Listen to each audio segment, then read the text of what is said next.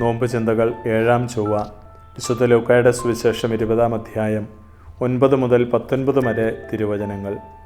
ഈശോയിൽ സ്നേഹമുള്ളവരെ, ഇന്നത്തെ സുവിശേഷത്തിൽ മുന്തിരിത്തോട്ടത്തിൻ്റെയും കൃഷിക്കാരുടെയും ഉപമ ഈശോ അരുളി ചെയ്യുന്നു. ഈ ഉപമയിലെ മുന്തിരിത്തോട്ടം ഇസ്രായേൽ ജനതയും ഉടമസ്ഥൻ പിതാവായ ദൈവവുമാണ്. യൂദ ജനമാണ് അവിടുന്ന് ആനന്ദം കൊള്ളുന്ന കൃഷി. കൃഷിക്കാർ ഇസ്രായേലിലെ നേതാക്കന്മാരും പുരോഹിതരും ദൈവമയച്ച ദാസന്മാർ പ്രവാചകരുമാണ്.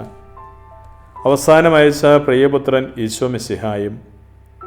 മുന്തിരിത്തോട്ടം ഫലമേൽപ്പിക്കുന്ന പുതിയ കൃഷിക്കാർ തീർച്ചയായും പുതിയ നിയമത്തിലെ തിരുസഭയാണ്.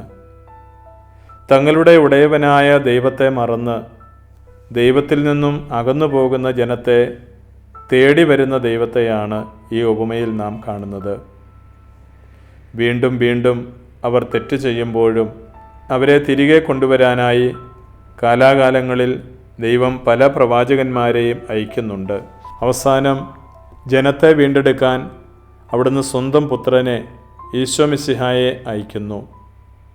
ദൈവത്തിൻ്റെ പ്രിയപുത്രനെയും അവർ തിരസ്കരിക്കുന്നതായിട്ടാണ് നാം ഉപമയിൽ കാണുന്നത്. പാപാന്ധകാരത്തിൽ ആണ്ടുപോയ മനുഷ്യകുലത്തിൻ്റെ വീണ്ടെടുപ്പിനായി പുത്രനായ മിശിഹ തന്നെ തൻ്റെ ജീവനെയും പൂർണ്ണമായി സമർപ്പിക്കുന്നതിനെ അനുസ്മരിക്കുന്ന നോമ്പുകാലത്തിൻ്റെ അവസാനത്തിലാണല്ലോ നാം ഇപ്പോൾ. നമുക്കും ദൈവം നൽകിയ കൃപാവരങ്ങൾ ശരിയായി വിനിയോഗിച്ച് അവിടുന്ന് ആഗ്രഹിക്കുന്ന നീതിയുടെ നല്ല ഫലങ്ങൾ പുറപ്പെടുവിക്കുന്ന വിശ്വസ്തരായ കൃഷിക്കാരായി മാറാം. ഈശോ അനുഗ്രഹിക്കട്ടെ. ആമേൻ.